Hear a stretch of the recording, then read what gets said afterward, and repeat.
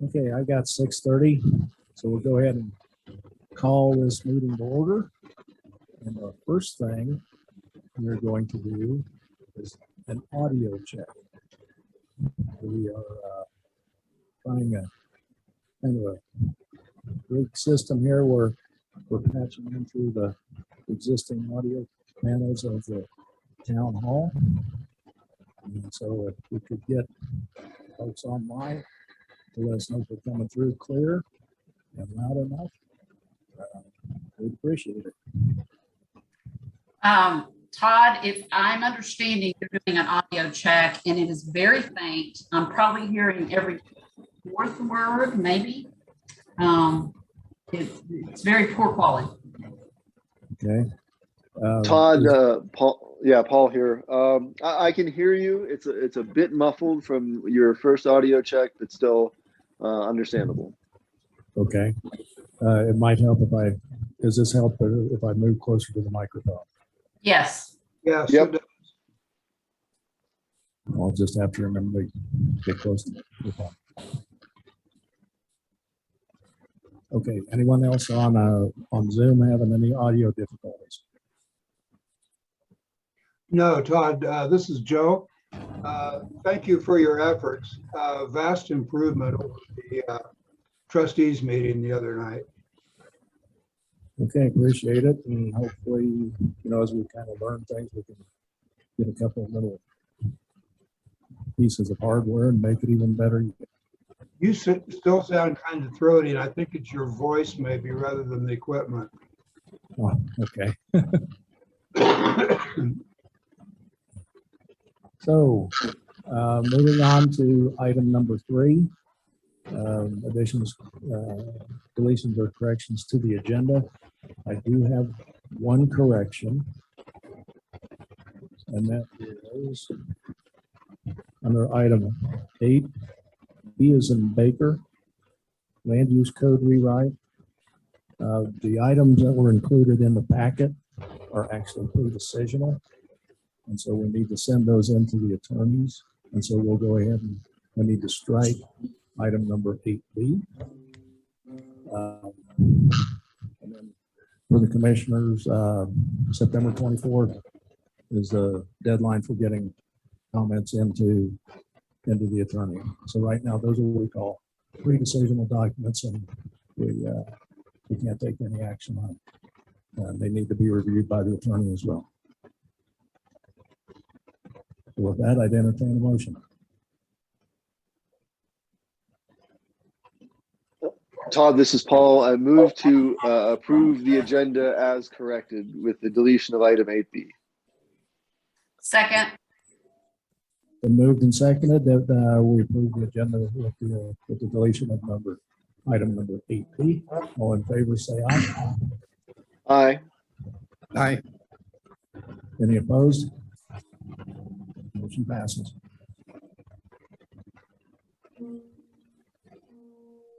The next item up is the approval of the minutes from our August 10th regular meeting. If there's no comment or questions or additions, I'd entertain a motion on that.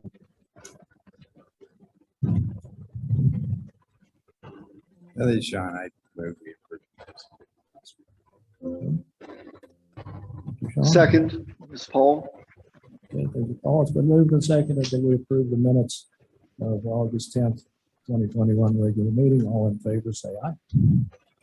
Aye. Aye. Any opposed? Motion passes. Item number 5. Public comment. I did not receive any emails to that effect. Did we have anyone who was wanting to do public comment?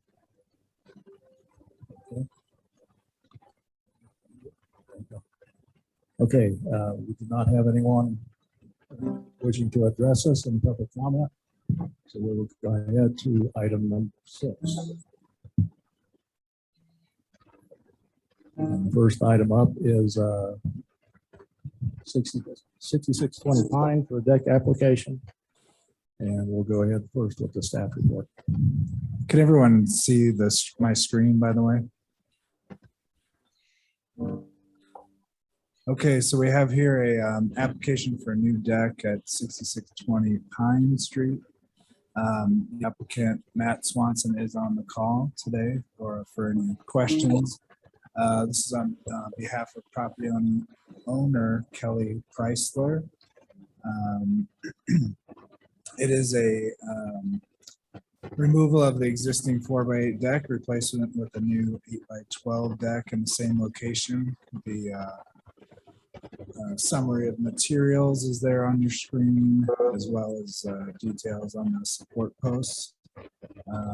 The applicant has just submitted this to Pikes Peak Regional as well, so I will have that in the queue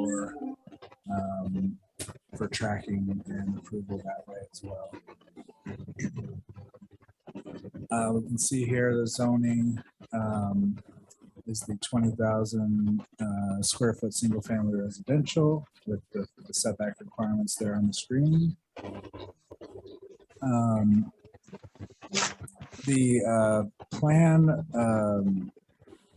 site plan submitted does not have an ILC. However, I was looking on the aerial photograph. We've received recent, new to us, 2018 aerial photos from El Paso County, and judging by each of the aerials and how the current deck and building footprint exists, I do not have any clear concerns or red flags about the setback area or setback distance. I did some measurements just via the aerial photograph. I don't believe it's impinging or in close to that setback limit. Further details, there's a site overview image here where the property is located. The applicant has paid, everything is complete, and therefore my recommendation would be to approve. Let me know if you need to see any specific pages of the application. I can go back to any of those if anyone has any questions. And again, Matt is on the call. Okay, commissioners, any questions, comments for staff?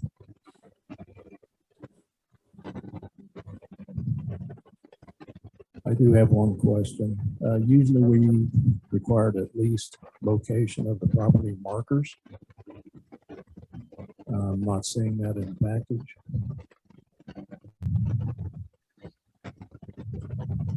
Matt, can you address if you guys have done any work to address the property markers or anything? I was just going on the property lines via the El Paso County parcel layer with the understanding that the proposed deck would not go any further out from the main house footprint as it does now. And so I was judging that setback based on the aerial photograph. I have not exposed any property corners. The deck that I propose will be 29 feet from the rear of the property and 40 feet from the side. We're so far inside of the minimum requirements that I didn't feel like it was necessary to do that. In your drawing there, or in the picture that's shown visually, the deck will be smaller than that concrete patio that you can see now on the side of the building. So I think it really is easy to see where it is. What method did you use as far as measuring the property line yourself? If you go up one screen, or one, well, maybe not. Okay, I've lost track of where it was then. Are you Plot talking about plan your that drawing that you had? yeah,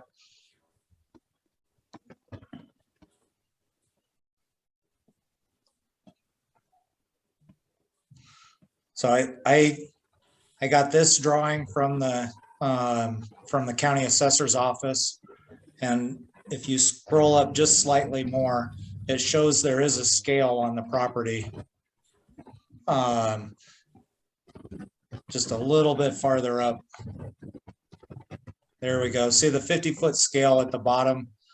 I went to the site and I verified that the square listing what the existing house is met that same scale, and I was able to scale then to the property lines and confirm that the house was indeed where the county assessor's office says it is on the drawing.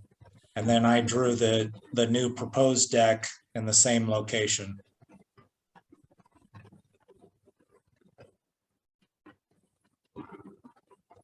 Okay, commissioners, we've had different things that have come up. And we really haven't documented what we really accepted or not accepted. I know we've made some folks go back and get additional information.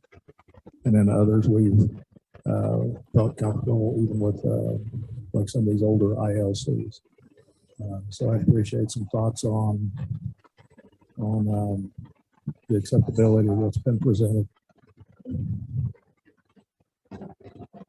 This is Sean. It doesn't appear to be close to the property. I don't think there should be an issue. So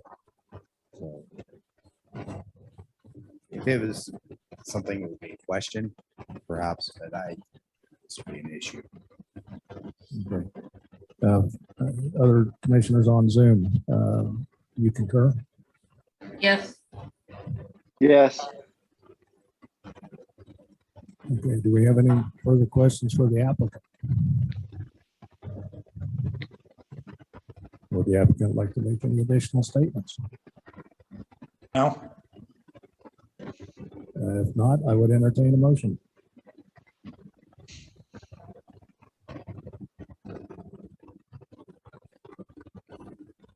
I'll make the motion that we approve this request at 6620 Pine Street to construct the proposed deck as shown.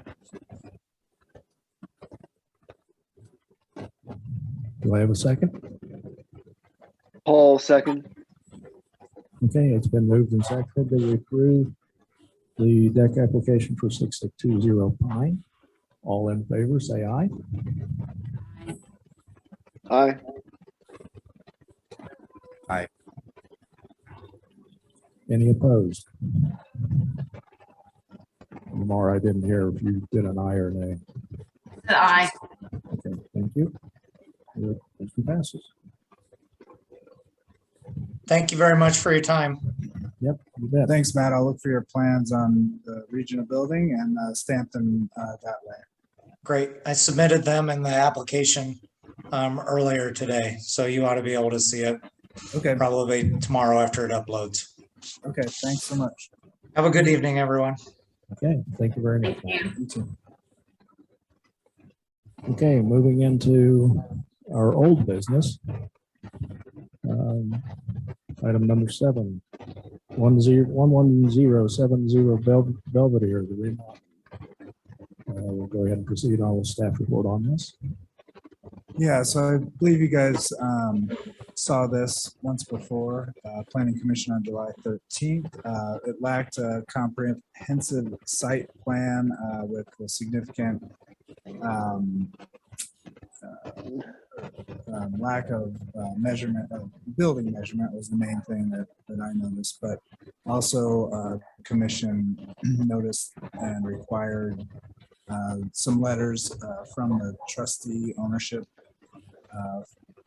that was identified on the El Paso County site. So the applicant resubmitted. This is a actual third floor addition that includes a new master bedroom suite as well as a second bedroom.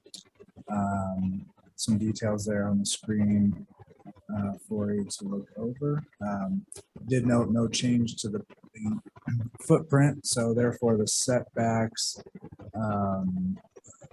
are essentially met. They're not changing. The site plan indicates setbacks that exist are sufficient.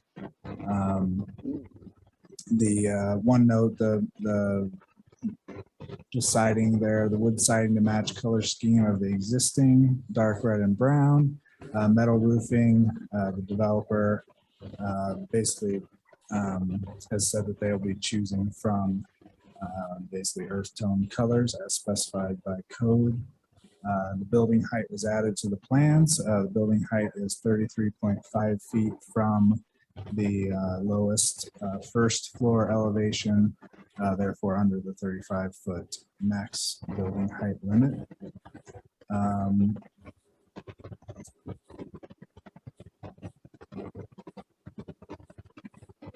That's all the significant notes I had. One thing Todd and I talked about earlier is the septic situation. I did receive an answer from Pikes Peak Regional that they basically will tag a single family home so that El Paso County at least reviews it. I need to clarify that this specific project will be tagged as such.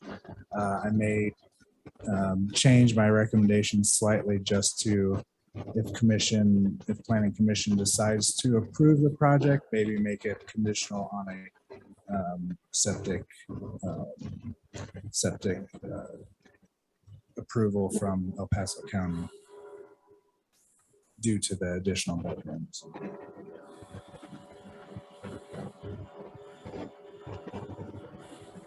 Okay, commissioners, questions for staff?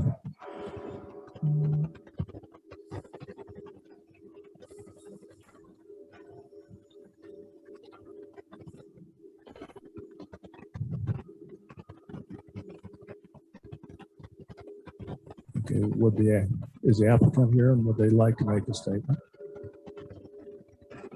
I don't believe the applicant's on the line. I strongly suggested that they should be here, but I have not seen them join me. I think they've given us the site plan now. I thought I saw that in the package. Yeah, the site plans are essentially these older ILCs that show the setbacks and everything as related to the existing footprint, which again won't be changed by the addition. The building height. Building heights was here 35 feet. Yeah, 33 feet 6 inches. Okay. Noted right there. As well as the letters from the trust ownership. We have this Forest Purdue trustee, and as well as the Stephen Brindle, the actual trust itself. One thing we might want to note in whatever decision we come up with, this property it looks like one of those just can't meet the setbacks. And if they don't have a variance, we might want to make a recommendation to them that they may want to get a variance as well if they don't have one already. Are you talking the side setbacks? Yeah, go ahead, but go back to site plan. Okay, right there, you see even the house itself is 14.3, looks like, which I think the setback's 15. Oh, from the front. We're talking. Yeah. And they may even have some issues on the side over on the right as well. Yeah, to me the sides looked okay, but I think you're right on the front. It's tight, but here I think to me That's that 10.7 and then 7.4 over here. But again, I guess I haven't checked to see if there are any variances for that front, which should be 15. Yeah, that's just something we may want to recommend to them. Okay. You know, if they didn't get a variance originally with this, for the house that they may wish to get a variance just so everything's clear on the property. Okay. I can research that. Okay.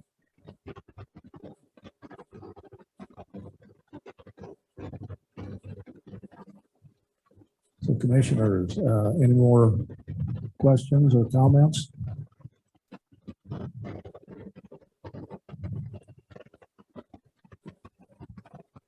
One thing I'm not sure of, I don't know if any commissioners have had experience with this, but if the setback is not met, but there is not a variance, but this particular project is not changing that, does that I wouldn't, require a variance? I don't know if that's the case, but I can do more research, certainly.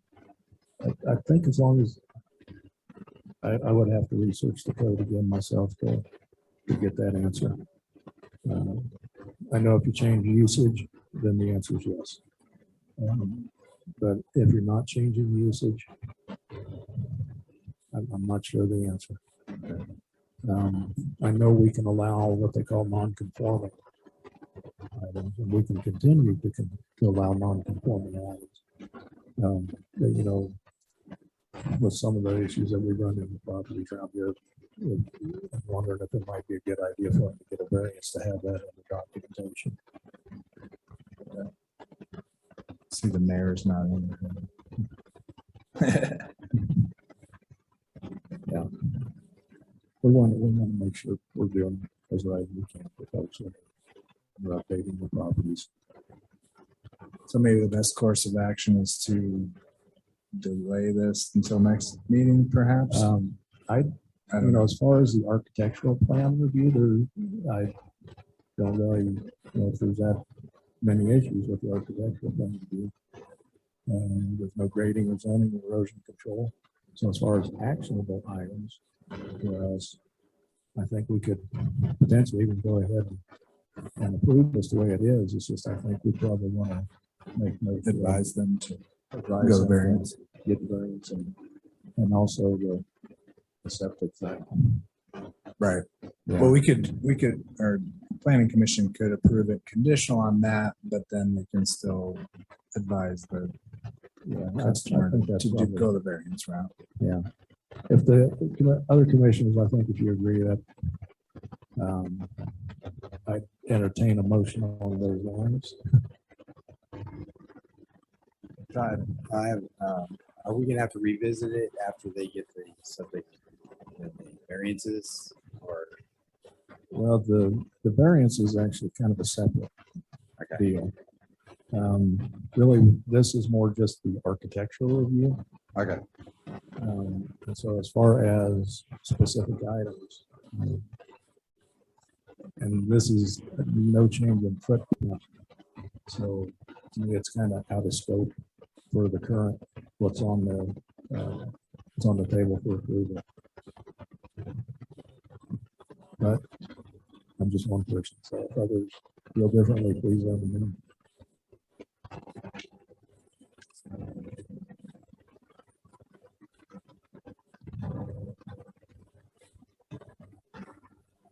So if you're ready for a motion, I can make a motion.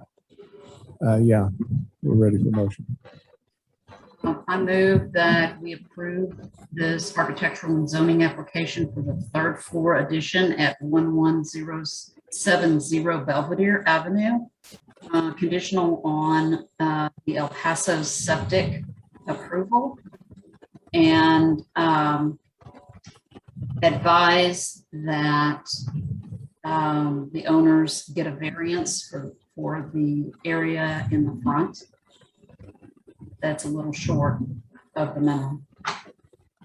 See if the secretary captured all Sorry, that. You get it? can we make Okay. it shorter? Yeah, she got it. I'll look. Okay, it's been moved. Do we have a second? Sean, I'll second. Okay, it's been moved and seconded that we approve remodel on 11070 Belvedere Avenue, conditioned on the applicant getting the septic approval. And we also provide a recommendation that they obtain a variance. All in favor? Aye. Aye. Paul?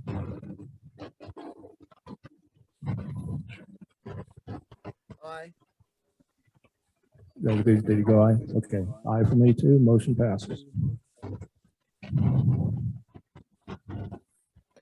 Okay, moving on to other business. We have item 8A 10650 Hondo Avenue, an encroachment on town-owned parcel.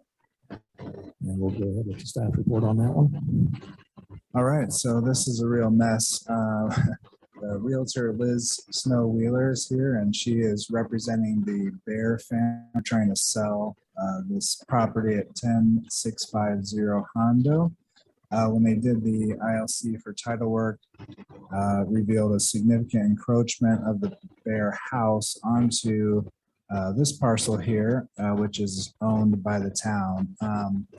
We did some significant research with this. I talked to an attorney that was involved with the recording of a town ordinance that went back to 1913 that essentially created this town parcel.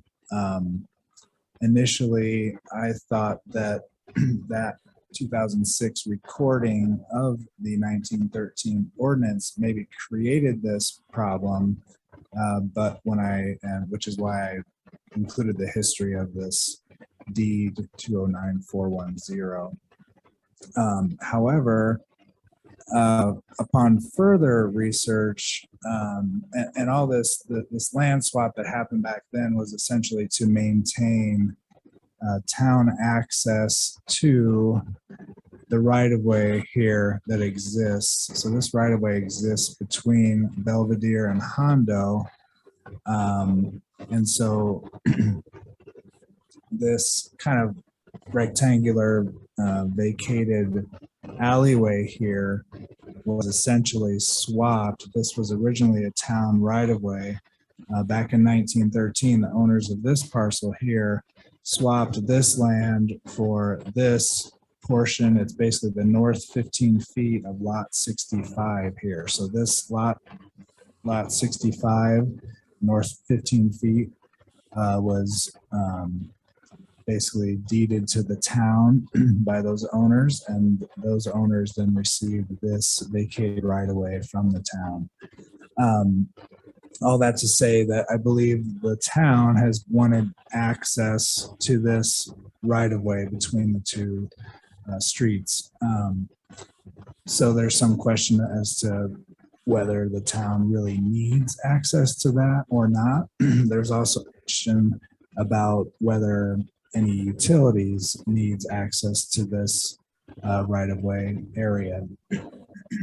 Upon inspection of this, on the ground, I did find a CSU water valve back here, kind of in this general vicinity of where all these lots and right-of-ways come together. I do have a question out to CSU to see if I can talk to somebody about whether, that's still an active water valve, whether they need access to that area, or just to kind of get their perspective on the situation. I don't think that that delayed recording of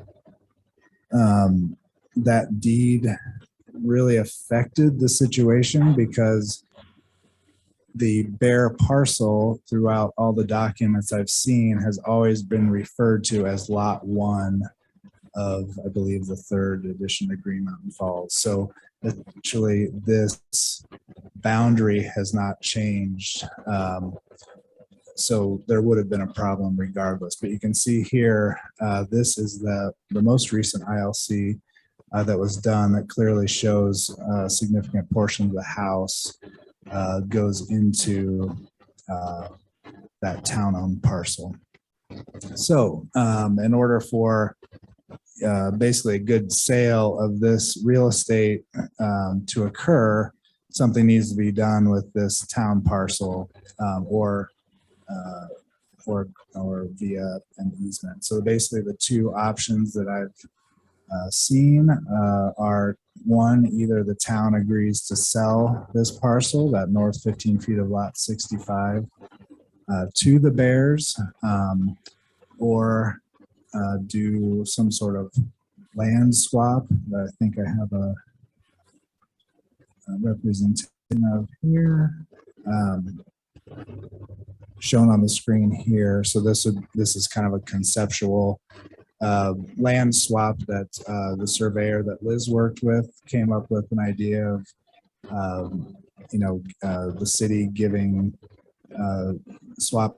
giving the Bears this 15 feet in exchange for this 15 feet up here, which would then still maintain access to that right of way.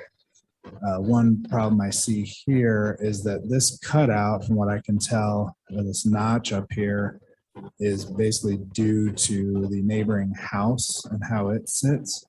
And the people that have the house right here are really, their parking platform is basically looks to be on the Bear property as well. So there's a lot of potential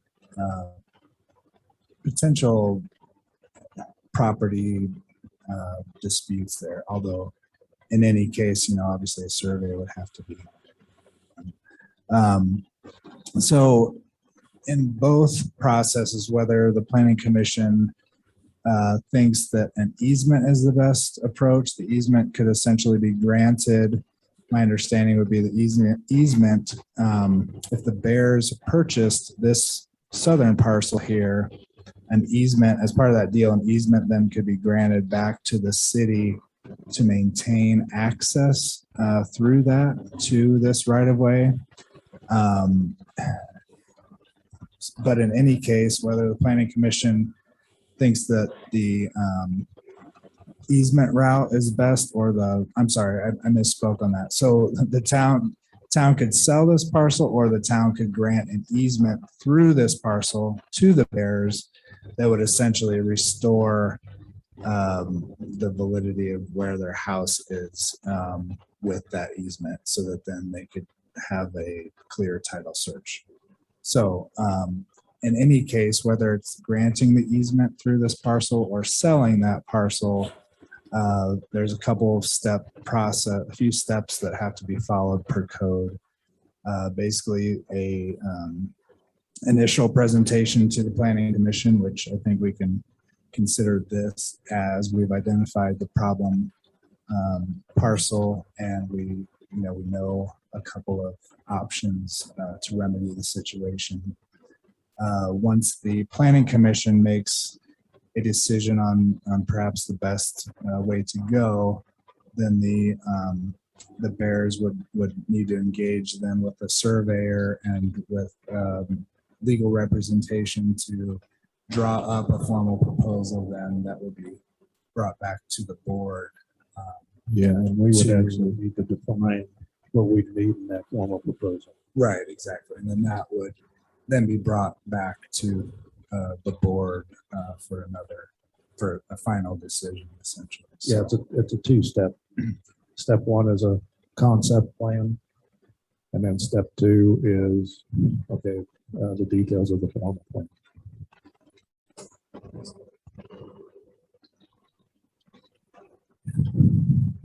Yeah. Well, a lot of it depends on the survey. I've heard lately that the surveyors are very, very busy, and I think you may have mentioned that, and I think a couple other people have mentioned that. Okay. Yeah, well, the steps that I see, the Planning Commission isn't going to come up with requirements for the formal plan tonight. That'll probably be at the next regular meeting.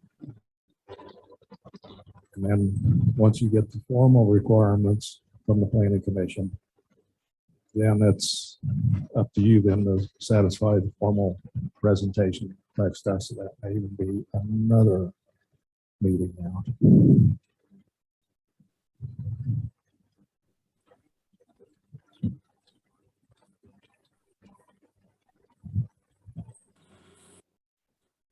I'm sorry. We have to follow our code. So, commissioners, thoughts, comments on the concept? So what do you need from us tonight? Are we simply, you've made some suggestions of possible options. Do we need to select those and recommend that to the Board of Trustees for them? Well, we would Or need how does this to, work? we would probably need to come to at least some kind of an agreement, I would think, on, are we okay with the concept of either doing a land swap or a land purchase? Mayor, do you have any? Okay.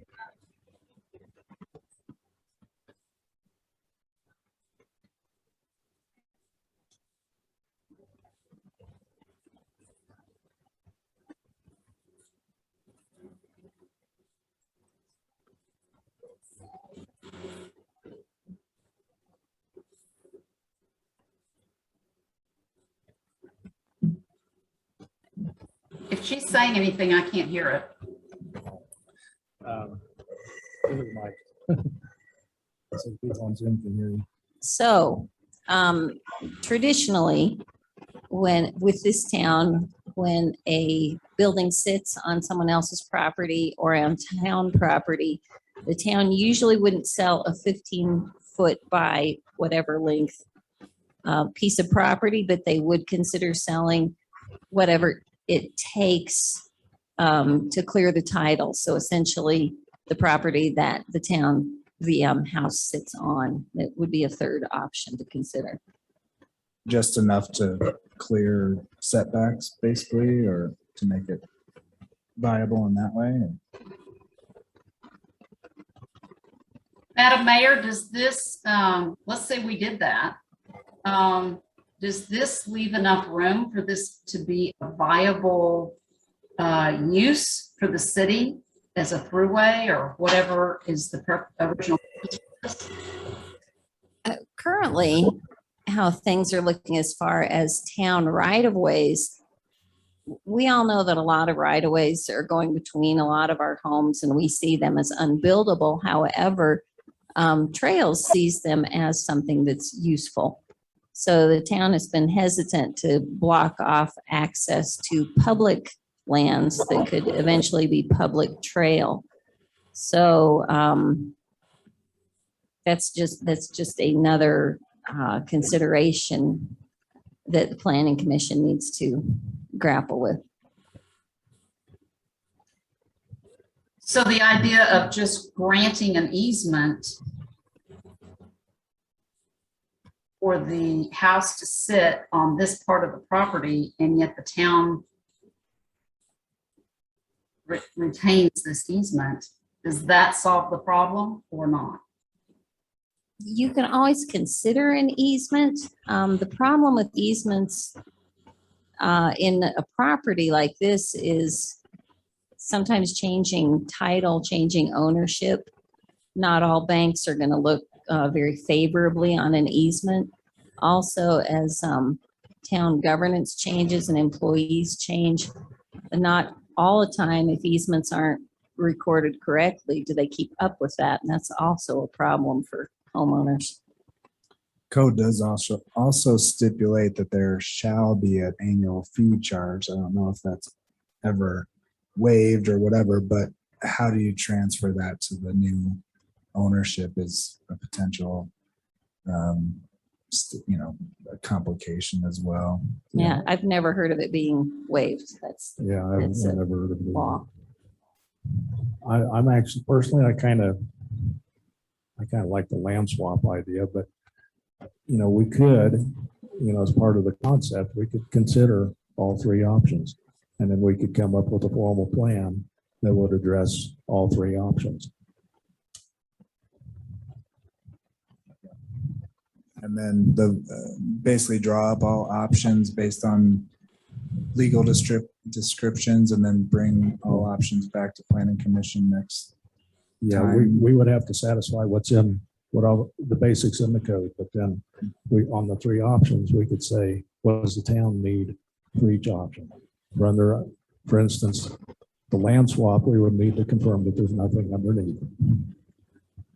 That would kind of throw a wrench in this. Septic or Septic, utilities, anything. In fact, that's pretty much, we would have to have that pretty much for all the options. Well, and in the land, the land swap concept with that house jutting into that, does that make them then, if they want to add a deck or if they wanted to do whatever, does that then make them out of compliance with setbacks, et cetera? When they got the property, that wasn't the case. So I don't know. I just. Yeah, the land swap could ease the parking thing with the neighbors because they'd be basically parking them in a right of way, as long as they don't build anything in it. Yeah. Are we able to determine if the owners have a preference on which way they want to go with this? Have them present that? I think we're actually required to set some of the requirements in it's section 11. I think we're required to set some requirements. So we'll have to take that as homework and probably set some of those. Get up real quick. It's 119, I think. Do they currently have a buyer and they were trying to close and they just discovered this, or are they just putting it on the market? They currently have a buyer, and it's something that came up as part of the. Yeah, it was actually they're under contract, and this was part of the normal title process, title research process. With that in mind, I would like for us to move, solve this quicker rather than later.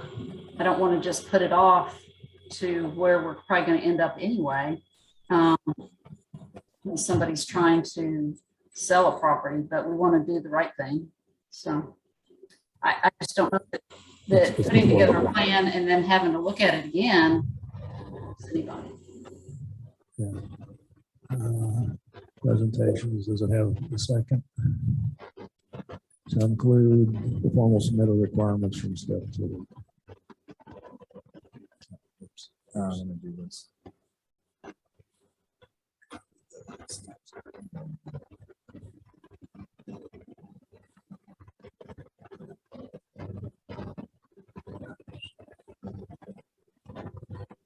Okay, yeah, there is basically the second presentation shall include the formal submittal requirements. Yeah, but we have to set this stuff. Aren't we required to do that?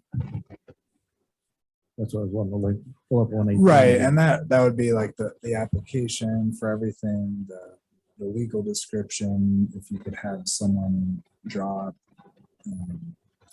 essentially, the contracts that would need to, all the legalese, from based on what a sale would look like, what a land swap would look like, what an easement would look like. I don't know. It sounds like easement is probably the weakest of the 3 options, potentially, depending on, I don't know if that's a question your client could ask the bank or the new buyers, maybe ask the bank just a question to see how they would look at an easement, just to know whether that's a viable solution or not. And then in the meantime, I can just research it myself and get you the checklist of everything that we need to have, I guess, by next meeting. Yeah, can you go ahead and pull 118 back up? I brought this up with the planning commission. The requirement for planning commission on it.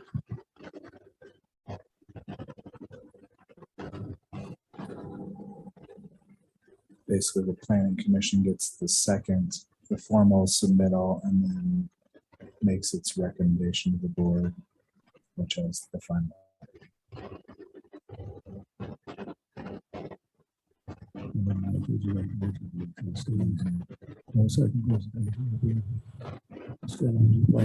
Until the guidelines for presentation. Let's go back.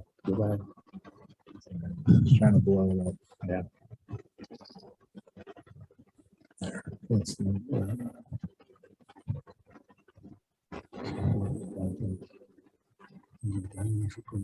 Set forth in a document available to the public.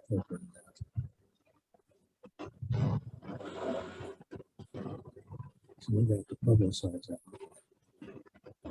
It's the guidance that we made by the clerk. Okay. Procedure for associate second presentation to the planning commission shall be determined by the planning commission. And so we gotta set the procedure, not necessarily the details. So has the Board of Trustees determined the fair market value for public land? So that would be part of the presentation, what the price would be for if there was an outright purchase for the area where the house is sitting.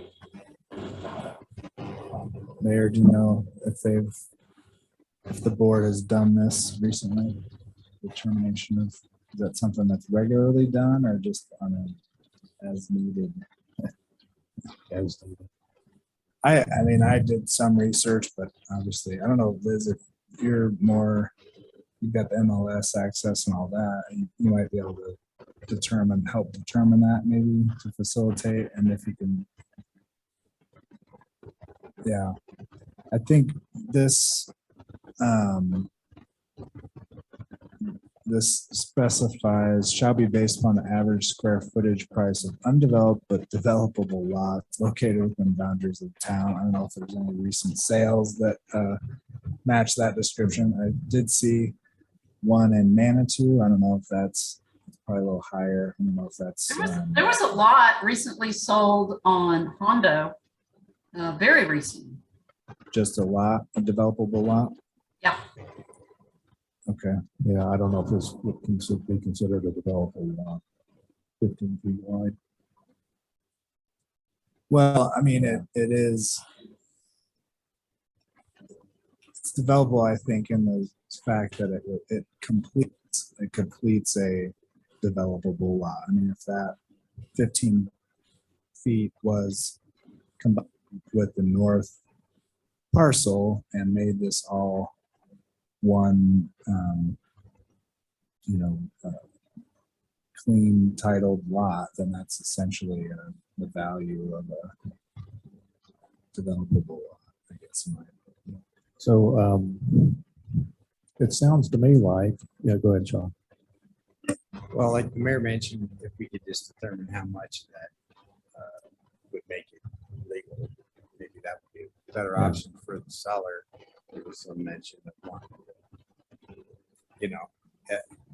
they don't have a lot of money to work with, so they were wanting to not spend as much as it could be. So if we could just figure out how much, or they can figure out how much it would take to make it a legal lot.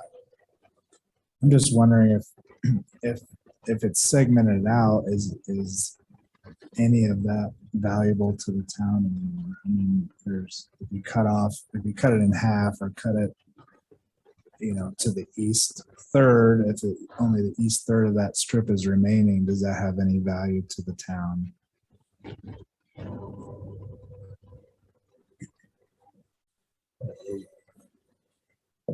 So either you as planning or when the board comes together, I guess the decision would be, is it valuable as trails access?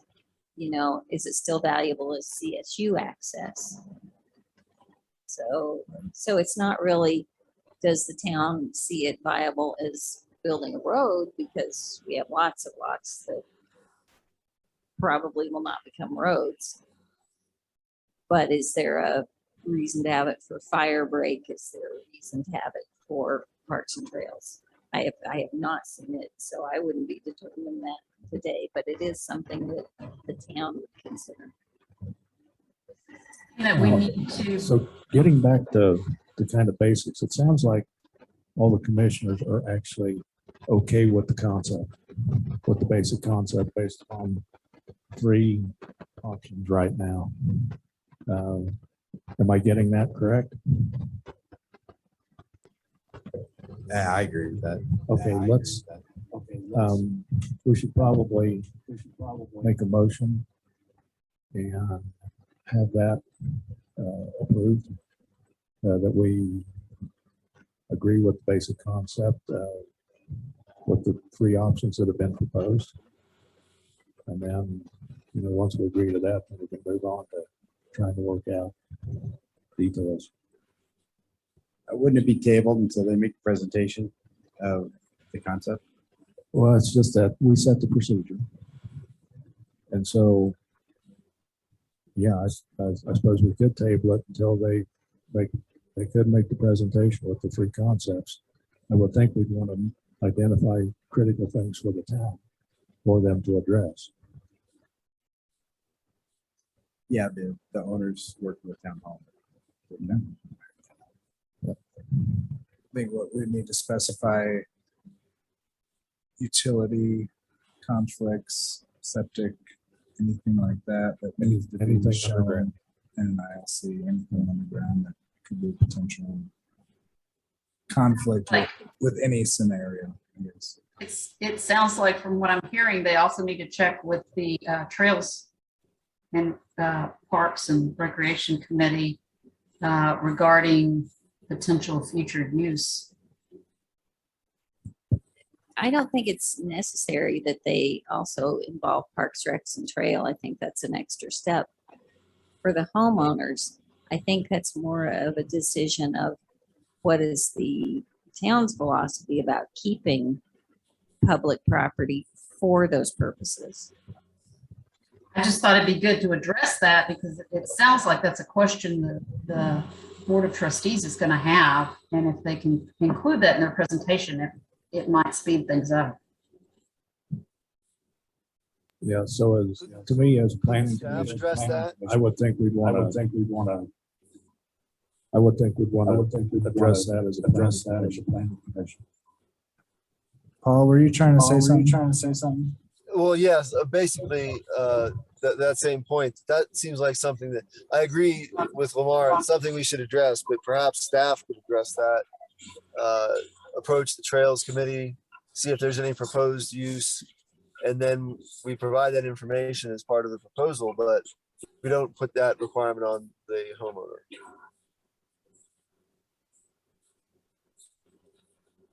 I just don't want to end up at their second presentation to us, and then it's going to the Board of Trustees, and then the Board of Trustees has all these questions, and their buyer is now saying, forget it. I'm not going to deal with these people anymore. So I'm just trying to think of how to make this really work so they don't lose their buyer. Yeah, I would think that's where we as a planning commission, I mean, we're the representatives of, the town plan. What do we see as, needs that they would, items that they would need to address? What do we see from a planning commission standpoint as even philosophical? Do we want to keep, as a town, do we want to keep these right of ways? Or are we okay with nibbling into some of it? I think there are going to be a lot of questions, but I think we probably owe it to the applicant to try to come up with a list of items they really need to try to address.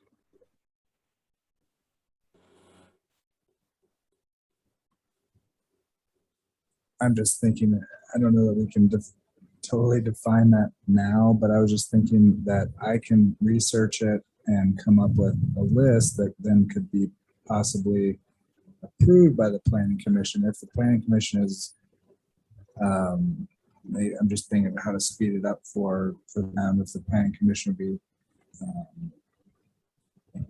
maybe available for a special meeting, maybe in a week or two, just to kind of address this and give them,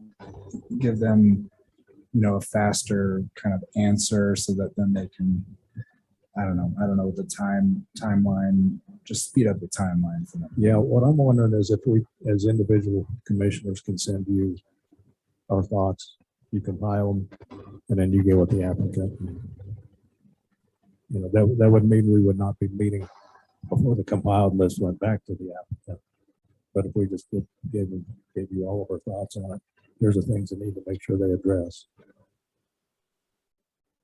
Works for me if that's good for everyone else. Commissioners, thoughts? That sounds great, and I'm very willing to meet sooner if they're ready to make their presentation so that we can see it. I think we owe it to the constituents in town to try to move along as quickly as possible. But they're trying to make it safe. Do we want to consider special meetings? I think it might be good to have sort of an official approval about what I've put together. I wouldn't want to, because we can't even email together, without breaking the open meeting and stuff. So I think it might be good just to have a quick special meeting just for this topic, just to move the ball forward for them.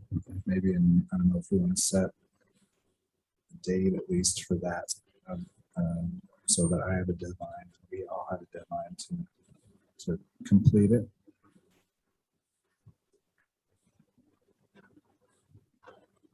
We're pulling out the calendars.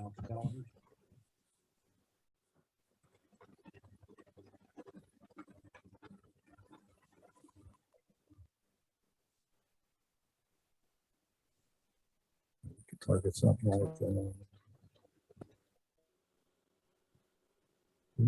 What kind of timeline do you need?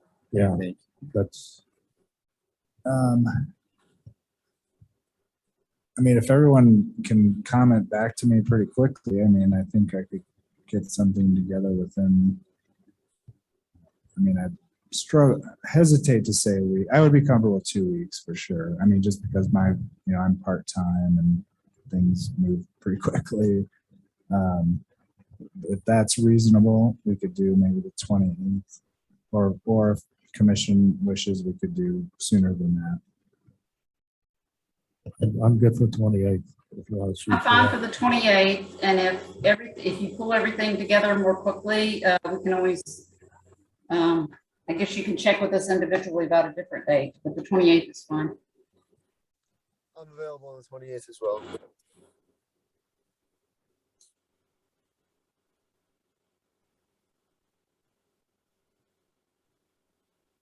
It should be Tuesday. Okay.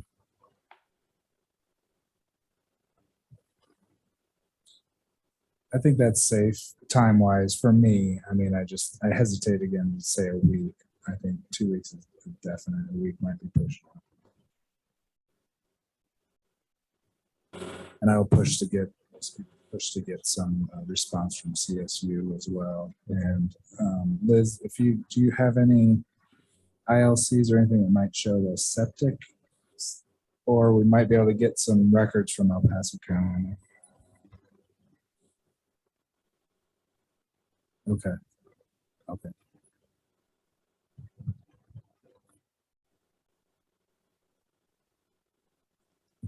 Well, I'll get with you and we can get any other. Okay. Yeah. Any other records about ground, cesspool, any other utilities, anything like that would be helpful. Commissioners send me any of their comments. I can put together, I guess 3 different options for 3 different ways to go. Yeah. Commissioner, send your comments in by 21st. Okay. Okay.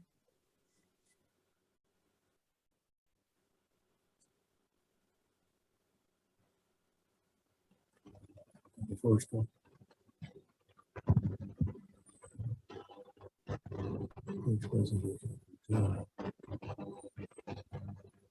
Concept. Okay, concept approval. So we need to do concept approval. Step 1 is concept approval. So we need to basically have a motion and approve the basic concept.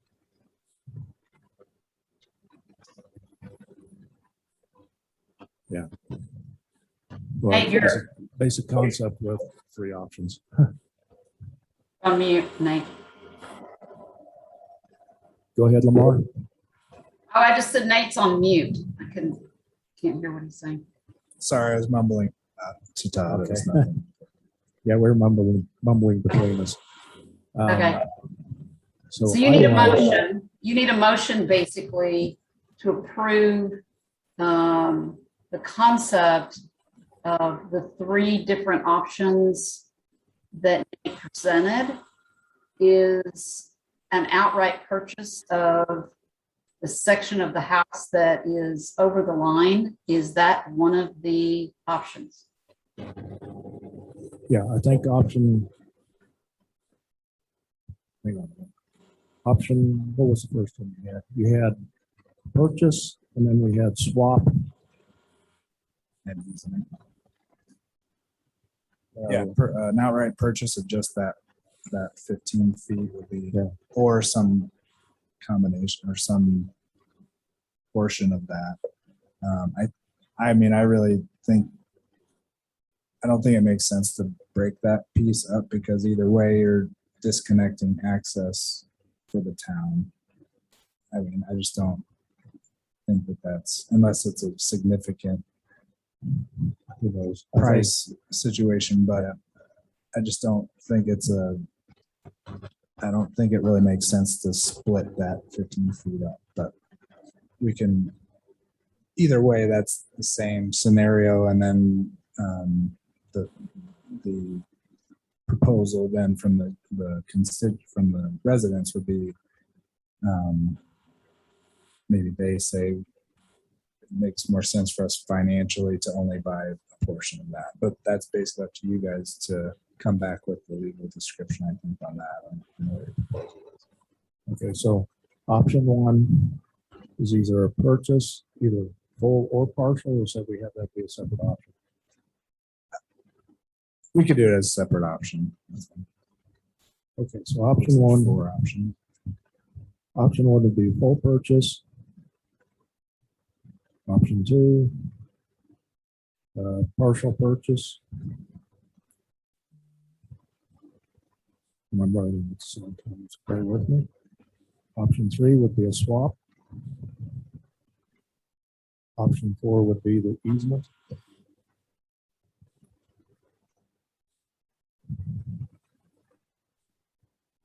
And Lamar, could I take that as the motion? Yes, please make a motion, these 4 options. Yes. Okay.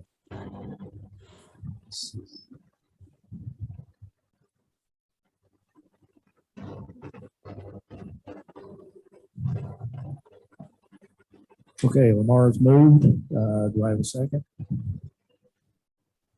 This Sean, I'll second. It's been moved and seconded that we approve the concept for the transfer of property. I'm going to call that transfer of property with 4 options, with the 4 options to be defined at the next, with the 4 options to be presented at our hopefully special meeting on the 20th. All in favor? Aye. I think I heard Paul. Aye. Lamar? Yes, aye. Aye. So that passes.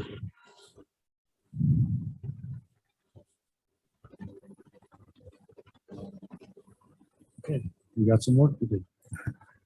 Thanks, Liz. We'll be in Yeah. touch. Yeah. Mhm. Yep.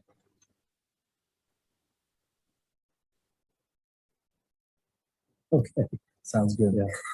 we're going to have another one. I thought we were going to have another one of these situations come up on another piece of property that was presented earlier kind of in the summer, but we never came around to do it. So yeah, this will be a good precedent.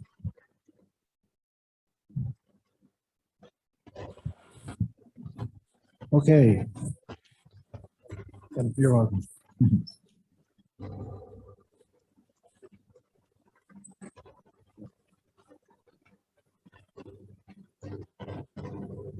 Yeah, that would be almost to me disheartening to not be able to come here anymore.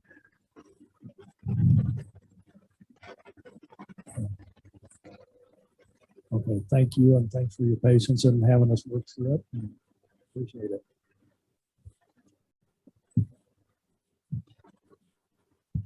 Okay, our next item, planning process documentation. This is something that I've drafted and wanted to get in front of everyone. So as we have personnel changes, we have something in writing. And if I got to start with the swim lane. And I'll tell you, when I crafted this, I craft these assuming that we have full staff. If you don't have full staff, basically, in my mind, you just take the thing and highlight who's going to do what. So yeah, this is just the general process that at least I saw as we were working through items. Each one of those numbers corresponds to a descriptive piece on the written portion. Let's go ahead and do the written portion, see if anyone else has any comments on it. I know you had some comments. Let's go ahead and go to your comments. I think you had some good ones. So yeah, like item 1, it would go to, if we were short staffed, it would go to whoever we have, basically. Whoever is, yeah.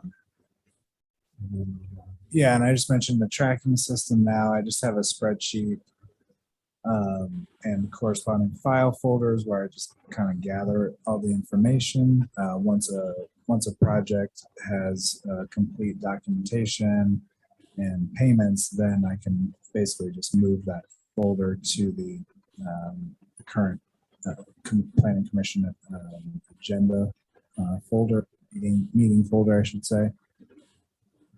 So yeah, so any that are in progress or just in a just an apps pending folder where they just continue to sit while staff gathers information. And we have a comment down here on the yeah, I just didn't know if that was maybe I haven't seen it yet or not. But as far as those letters, I know obviously it's a good idea, but is that just kind of precedent or yeah, code it's one of to those that things where effect? this is the application piece of it, and if it doesn't match, then I think we probably give them some issues. So I think that's something it's not necessarily specifically identified in the code, but I think it's something that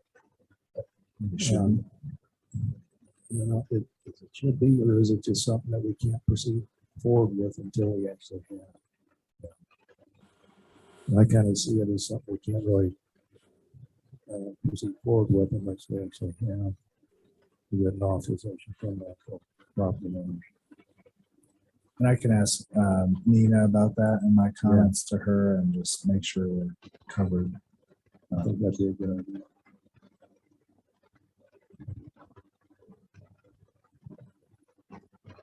And this is the one where I think that needs to be modified. I do agree that we need to modify it to be able to identify the things we do we have been accepted, just like today. Right. I mean, I see that obviously ILC is needed when the setback is close to confirm those property lines. But I think like an example we had today, if it's pretty obviously far away, then maybe it's not. But if the commissioner, I don't know if that needs to be a requirement for everything or only, what are the conditions, and maybe that needs to be spelled out in the code. I don't know if it would need to be spelled out in the code. A lot of places we've got the requirements that are actually in the code. Mm-hmm. It says just the distances, but it leaves the how out of it.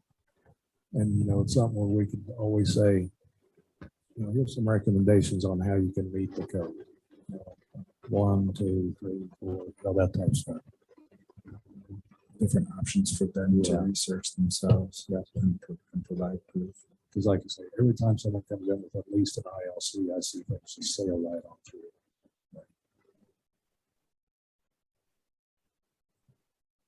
Okay, keep going.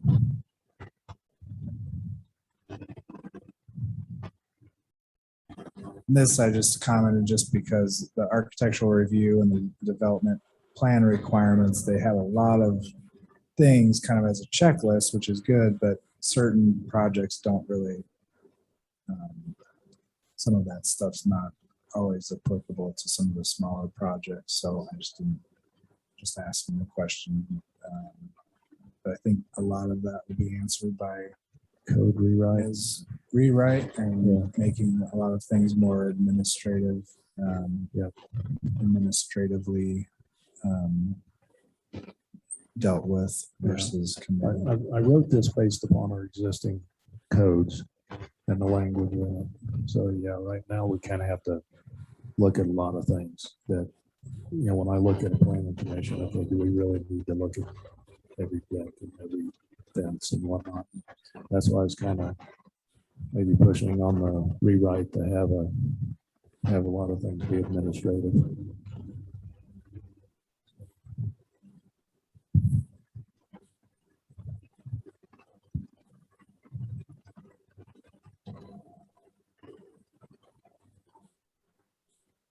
In general, I think it's a very helpful process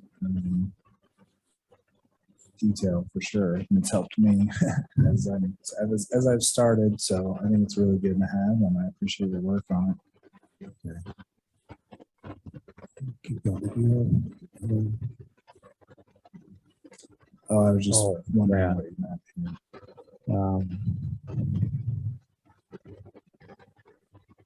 Yeah, I don't know if you wanted to add the location of the templates in on the process doc.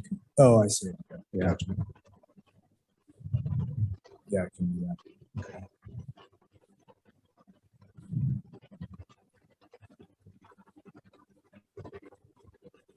This is a pretty major question for me, but I didn't see, I guess I haven't scoured the records, but does the board need to approve every single application that the PC approves? With our current shed code, or- yeah, with our current code, most everything does need board approval.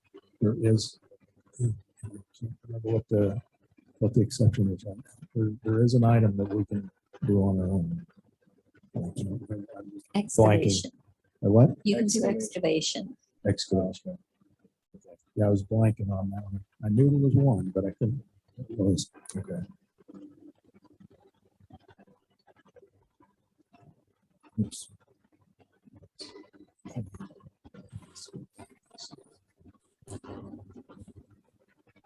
All right, that was everything.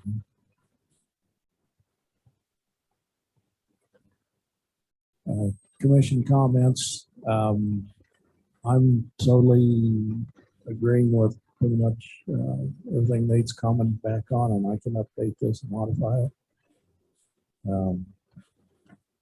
I don't think it's really something we need to approve. I just think it's something we can put together. If we want to adopt or something like that, we can do that. But it is something that I would like to, at some point, show the board and say, hey, here's what we're doing on planning commission as part of our committee reports. I would like to show this to the board, maybe at the next meeting.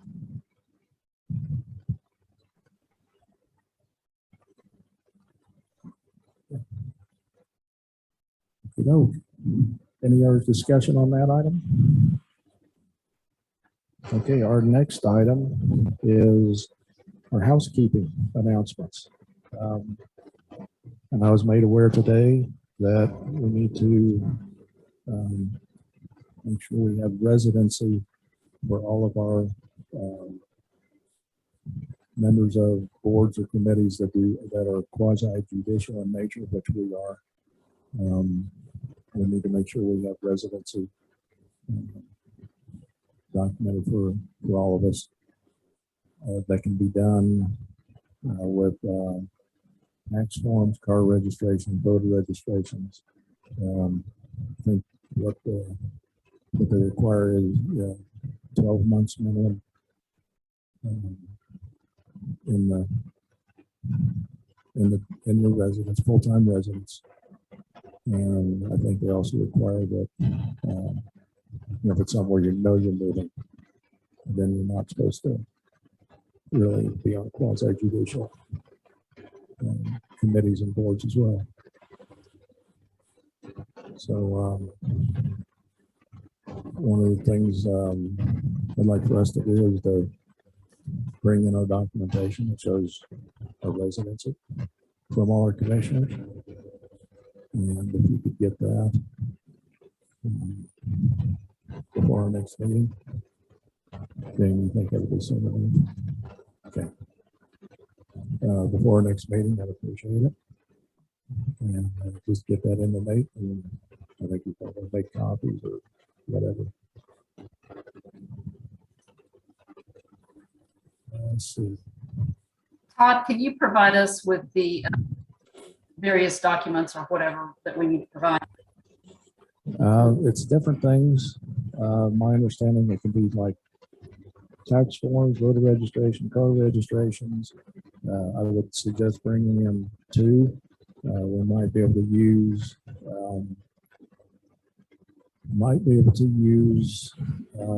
all like utilities, but then the utility would need to be for the address here, and the mailing address for the bill would need to be for the address here. Things like that, just stuff where we can prove residency and make sure we can claim to be full-time residents and still sit on the quasi-judicial committee.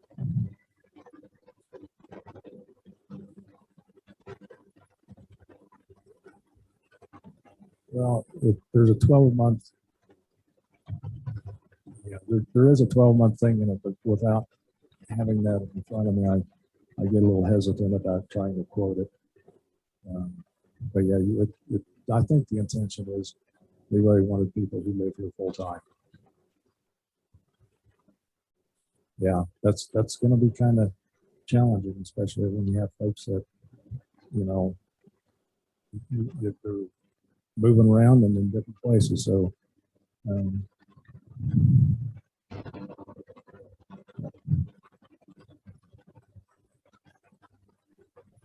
yeah, in other words, there's different things to try to show residency.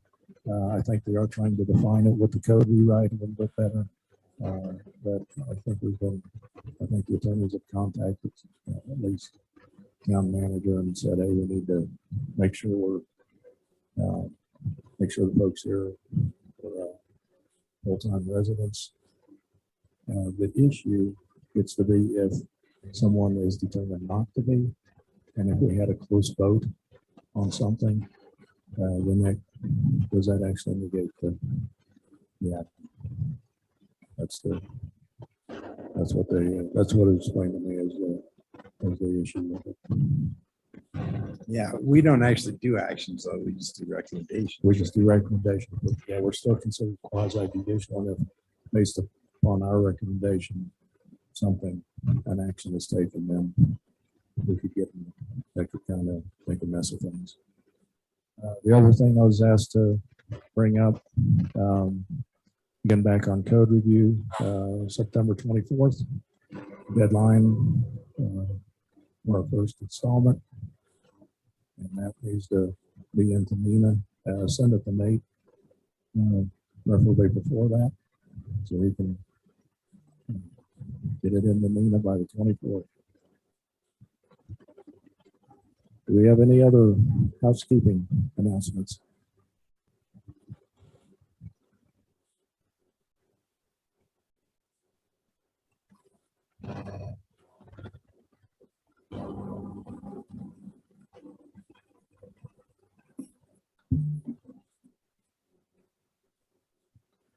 Hello. Okay. Just updates from Nina about further updates on the timeline. So basically, yes, please get me comments on that installment 1 presentation that she did last meeting. Basically, I'll forward her all comments, and then she basically reviews comments to make sure that they make sense, make sure they're legal, make sure that they stand up to, legal review and kind of what other towns have done. And then at the November 9th meeting, and by the way, she'll add those comments as she sees fit as her job duties to incorporate those that make sense into her basically installment 1 draft. The November 9th meeting, she's going to do a presentation for installment 2, and then we'll do a quick turnaround on deadline for comments on those, just to keep everything moving a little faster. So basically, after that November 9th presentation, we'll get a week to make comments while things are fresh in our head, and get those back to Nina in short order. And then December 14th will be the installment 3 presentation, again within a week after that, to get comments to Nina. And then she'll write all that up into draft, basically, of everything to then be presented for the January 11th meeting, which would also serve as a public hearing at the Planning Commission meeting for basically that draft. And then Planning Commission would then, of course, have it read and reviewed before then, do the public hearing, and then vote, I guess, accordingly at that meeting. And then there would be another public hearing at the February 1st board meeting. And then go through that process again with the Board of Trustees then at the February meeting. So just a basic timeline of events, trying to keep this going. Test. Weird. So any questions on that timeline or concerns? Nancy, did you get those timelines? She got them. So she'll capture them in our minutes. Thank you, Nancy. Okay, any other housekeeping items? Our next regular meeting is October 12th, but we will plan on holding a special meeting on September 28th. If there's nothing else, we will. Well, I do have one question. Audio. Spent a lot of time today trying to get this to, try to work through Zoom. How's it going? Zoom people. Much better. Thank you, Todd. Okay.